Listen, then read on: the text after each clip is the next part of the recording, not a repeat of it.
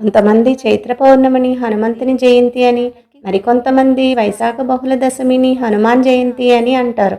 అసలు రెండిటి మధ్య వ్యత్యాసం ఏమిటి అనే విషయానికి వస్తే, హనుమాన్ కథకు ప్రామాణిక గ్రంథం పరాశర సంహిత ప్రకారం హనుమంతుడు వైశాఖ బహుళ దశమి శనివారం పూర్వభాద్ర నక్షత్రం మధ్యాహ్న సమయంలో కర్కాటక లగ్నం కౌండన్యస గోత్రంలో జన్మించాడు అని ఉంది. అందుకే వైశాఖ బహుళ దశమి రోజు హనుమాన్ జయంతి జరుపుకోవాలి. దశరథుని చేత ఋష్యశృంగ మహామని పుత్రకామేష్టి యాగం చేయించారు. అందుకు ఫలితంగా యజ్ఞపురుషుడు పాయసాన్ని దశరథుడికి ప్రసాదంగా ప్రసాదించాడు. దానిని 3 భాగాలుగా చేసి దశరథుడు కౌసల్య, సుమిత్ర, కైకేయికి ఇవ్వగా కైకేయి చేతి నుండి ఒక గ్రద్ద దానిని ఎత్తుకుని పోయింది. అప్పుడు కైకేయి ఏమీ చేయుటకు వీలులేక అలా ఉండిపోవడంతో కౌసల్య, సుమిత్రాదేవిలు వాళ్ళ భాగం నుంచి కొద్ది కొద్దిగా కైకేయికి తినిపించారు. ఇలా చేయడం వలన కైకేయికి భరతుడు, శత్రుఘ్నుడు అనే కవలలు పుట్టారు అనే చిత్రమైన కథ ప్రాచుర్యంలో ఉంది. ఆ గ్రద్ద తన్నుకుపోయిన పాయసం అంజనాదేవి దోసిటిలో పడింది.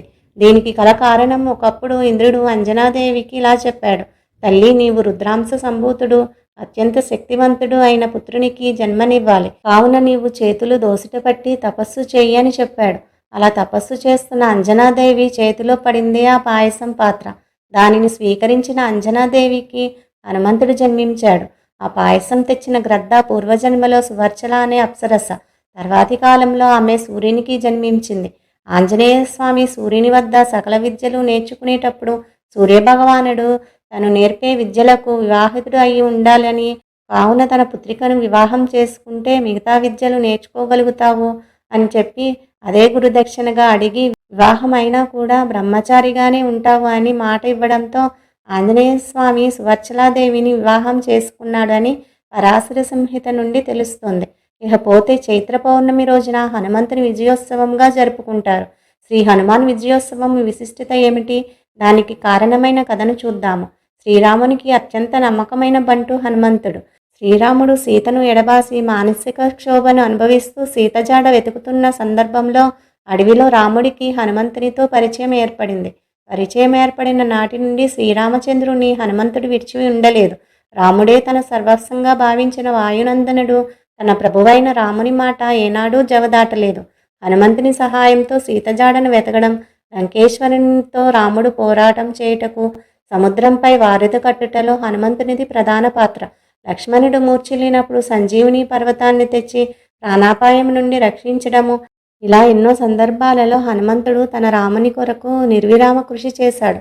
హనుమంతుని శరీరంలోని రోమరోమానికి తన రాముని స్మరణ తప్ప వేరే లేదని నిరూపించాడు. తన హృదయాన్ని చీల్చి సీతారాములను చూపించాడు. శ్రీమద్ రామాయణం ప్రకారం రాముల వారు రావణ సంహారం తర్వాత చైత్రశుద్ధ విదియనాడు లంకలో విభీషణుడికి పట్టాభిషేకం చేసి తదియనాడు అయోధ్యకు తిరిగి రావడానికి ప్రయాణమయ్యి బయలుదేరారట.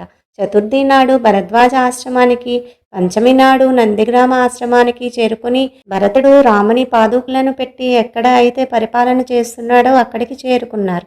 తర్వాత రాముల వారి పట్టాభిషేకం జరిగింది. పట్టాభిషేకం అనంతరం రాముల వారు ఇలా అనుకున్నారట: నేను తిరిగి అయోధ్య నగరంలో పట్టాభిషిక్తుణ్ణి అయ్యాను. ఈరోజు ప్రజలు అత్యంత ఆనందంగా ఉన్నారంటే ఈ విజయం, ఆనందం అన్ని హనుమంతుడి వల్లే సాధ్యమయ్యాయని గుర్తు చేసుకుని చైత్ర పౌర్ణమి రోజున విజయోత్సవాలు నిర్వహించారట రాములవారు. ఆంజనేయుని ప్రేమతో ఆలింగనం చేసుకుని ప్రశంసించి కృతజ్ఞతలు తెలిపి ఘనమైన సన్మానం చేశారట. ఆ తరుణంలో తల్లి సీతామ్మవారు ఇంద్రుడు వాయునందనుడి ద్వారా తనకు పంపిన ముత్యాలహారాన్ని హనుమంతునికి బహుమానంగా ఇవ్వడం జరిగింది. ఈ సందర్భాన్ని గుర్తుపెట్టుకున్న రాజ్య ప్రజలు అప్పటి నుంచి శ్రీరామనవమి, శ్రీరామ పట్టాభిషేకం తర్వాత వచ్చే పూర్ణిమను గుర్తుపెట్టుకుని హనుమాన్ విజయోత్సవంగా భావించి వేడుకలు జరుపుకోవడం ఆనవాయితీగా వస్తుందని పురాణాలు చెబుతున్నాయి.